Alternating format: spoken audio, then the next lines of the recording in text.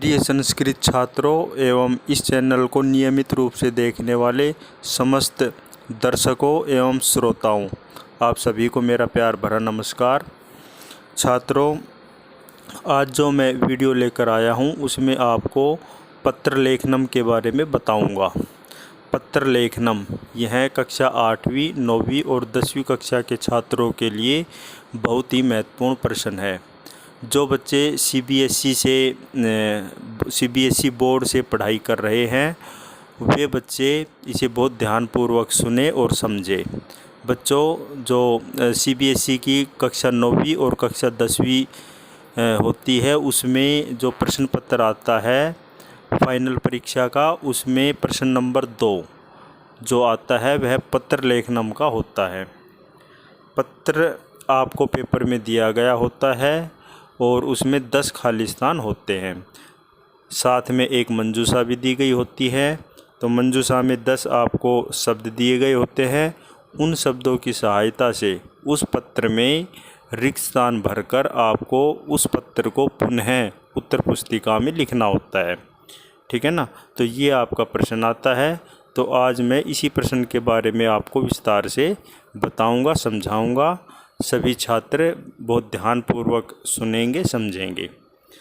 और मैंने जैसे पहले भी बताया आपको, यह प्रश्न कक्षा 8वीं, कक्षा 9वीं और कक्षा 10वीं के बच्चों के लिए विशेष उपयोगी है। तो इन कक्षाओं के बच्चे इस वीडियो को विशेष रूप से देखें और समझें। बच्चों, सबसे पहले हम बात करते हैं पत्रों के प्रकार के बारे में।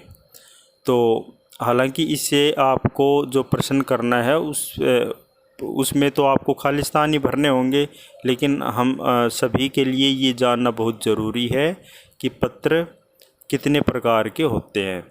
तो जैसे आप इंग्लिश भाषा में पढ़ते हो, हिंदी भाषा में पढ़ते हो, उसी प्रकार संस्कृत भाषा में भी पत्र 2 प्रकार के होते हैं। एक औपचारिक पत्र जिन्हें हम फॉर्मल लेटर्स भी बोलते हैं, और दूसरा अनौपचारिक पत्र जिन्हें हम इनफॉर्मल लेटर्स भी बोलते हैं। ठीक है ना। तो जो औपचारिक पत्र होते हैं वे सरकारी संस्थाओं को लिखे जाते हैं। जैसे किसी अखबार के संपादक को, प्रधानाचार्य को, या किसी कार्यालय के प्रमुख को, या कहीं पे भी सरकारी संस्था से जब हमें पत्राचार करना होता है तो जो पत्र हम लिखते हैं उन्हें हम औपचारिक पत्र कहते हैं। तो उनकी भाषा में और अनौपचारिक पत्रों की भाषा में काफ़ी अंतर भी होता है। दूसरा होता है अनौपचारिक पत्र। अनौपचारिक पत्र हम अपने सगे संबंधियों को, अपने दोस्तों को, अपने रिश्तेदारों को आदि को हम लिखते हैं। जैसे मम्मी को, पापा को, भाई बहन, चाचा चाची, है ना, इनको हम लिखते हैं, अपने दोस्तों को। तो इस प्रकार जब हम ये पत्र लिखते हैं तो हम उन्हें अनौपचारिक पत्र कहते हैं। ठीक है। तो ये जो उदाहरण मैंने लिया है, इस उदाहरण को ही हम देखते हैं।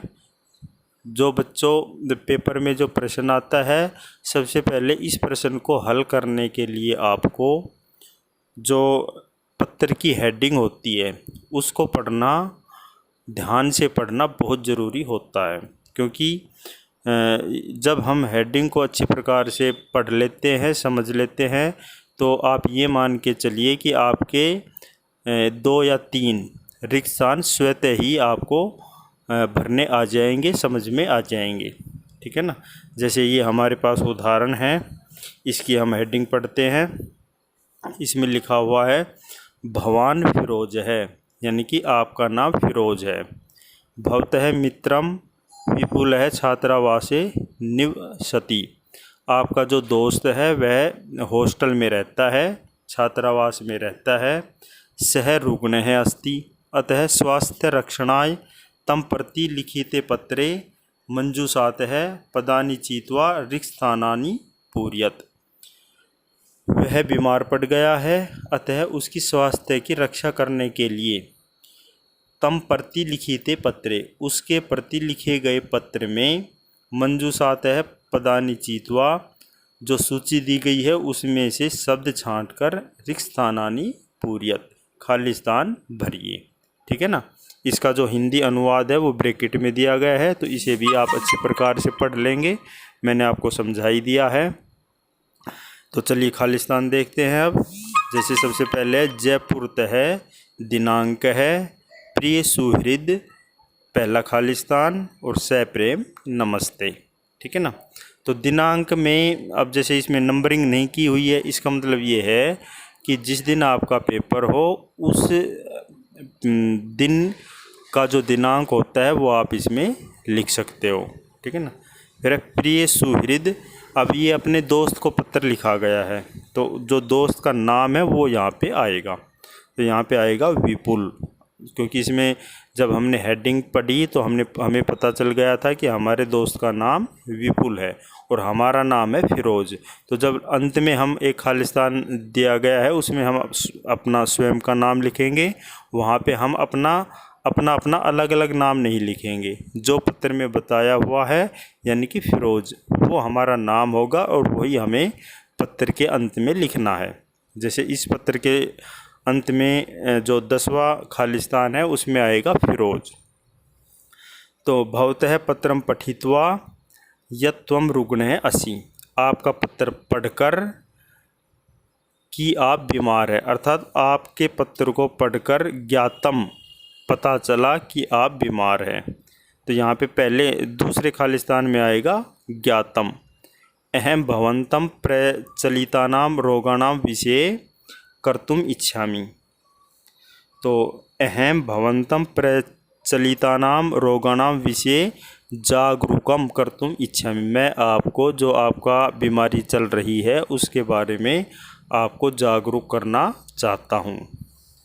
चरक संहितायाम अपि स्वास्थ्यस्य विषये खालिस्तान सूत्राणि वर्णितानि, चरक संहिता में भी स्वास्थ्य के बारे में सूत्र वर्णित है, अर्थात कितने, चत्वारि, इसमें आएगा चत्वारि सूत्राणि वर्णितानि, 4 सूत्र बताए गए हैं। अब प्रथमम सूत्रम व्यायाम है। आपको पता ही है कि व्यायाम हम प्राय सुबह सुबह करते हैं, सुबह के व्यायाम का बहुत फ़ायदा होता है और जब भी व्यायाम का जिक्र होता है तो सुबह का विशेष तौर पे उसमें उल्लेख मिलता है, सुबह के व्यायाम को ज़्यादा महत्व दिया जाता है। तो इसमें आएगा प्रथमम सूत्रम प्रातः काले व्यायाम है, यानी कि सुबह सुबह व्यायाम करना चाहिए, ये हमारे स्वास्थ्य का पहला नियम है। नित्यम, उसके बाद आएगा छठे खालिस्तान में नित्यम इति द्वितीयम सूत्रम। तो नित्य हमें क्या करना चाहिए, दंत शोधनम, दांतों की सफाई करनी चाहिए, यह हमारे स्वास्थ्य का दूसरा नियम है। तृतीयम च सुस्नानम, अब तृतीयम च खालिस्तान सुस्नानम, तो यहाँ पे जल से संबंधित बात है क्योंकि स्नान हमेशा जल से ही होता है। ठीक है ना। तो आएगा इसमें स्वच्छ जलेन। तीसरा सूत्र ये है कि हमें साफ पानी से स्नान करना है। चतुर्थम च एव भोजनम इति बुभुक्षायाम, यानी कि चौथा नियम ये है कि भूख लगने पर भोजन इति। अब 9वां है यत भवान अपि स्वास्थ्य नियमानाम पालनम करिष्यति, तो वो अब उम्मीद कर रहा है लास्ट में, अभी मुझे आशा है, तो आशा से ये शब्द आएगा 9वें रिक्तस्थान में कि मुझे आशा है यत भवान की आप अपि स्वास्थ्य नियमानाम पालनम करिष्यति, कि आप भी स्वास्थ्य के इन नियमों का पालन करोगे। भवदीयम मित्रम, आपका मित्र, और 10वें खालिस्तान में आपका मित्र कौन है, स्वयं का नाम, यानी कि फिरोज। हमारा नाम अब क्या है, फिरोज, क्योंकि वो पहले ही बता दिया, जो पत्र का निर्देश था, जो पत्र की हेडिंग थी उसी में बता दिया कि भी आपका नाम फिरोज है। तो इस बात का विशेष ध्यान रखना है कि कोई भी बच्चा ऐसे पत्र में स्वयं का नाम ना लिखे। ठीक है ना। यदि इसमें मान लो फिरोज नहीं बताया गया होता और खालिस्तान दे दिया गया होता तब तो आप अपना नाम लिख भी सकते थे, लेकिन ऐसा आमतौर पर नहीं होता है। ठीक है ना। जो CBSE का पेपर आता है उसमें आमतौर पर इसी प्रकार की गाइडलाइंस आपको दी जाती है। तो आपका नाम पहले से ही उसमें बता दिया गया होता है, ताकि सभी बच्चों का जो पेपर है उसमें सभी उत्तरों की सिमिलरिटी बनी रहे, एक समानता बनी रहे, उत्तरों में एक समानता बनी रहे। तो इस वजह से जो दिशा निर्देश होते हैं वो बिल्कुल स्पष्ट होते हैं, इसमें किसी प्रकार का कोई कन्फ्यूजन नहीं होता है। ठीक है ना। तो बच्चों, ये आपका पत्र लेख नाम का प्रश्न पूरा हुआ। मुझे उम्मीद है कि आप सभी बच्चों को ये समझ में आया होगा, और समझ में अच्छी प्रकार से तब आएगा जब ऐसे कम से कम 4 या 5 पत्रों को आप अच्छी प्रकार से अभ्यास कर लेंगे, उनमें फिल इन द ब्लैंक्स भर के आप देख लेंगे। ठीक है ना। तो इससे आपका और अच्छी प्रकार से अभ्यास हो जाएगा। तो मुझे पूरी उम्मीद है कि आप सभी बच्चे इस प्रश्न को अच्छी प्रकार समझ गए होंगे। अब आगे किसी अन्य वीडियो के साथ फिर मैं आपके समक्ष उपस्थित हूँगा। तब तक के लिए नमस्कार। जय तो संस्कृतम, जय तो भारतम।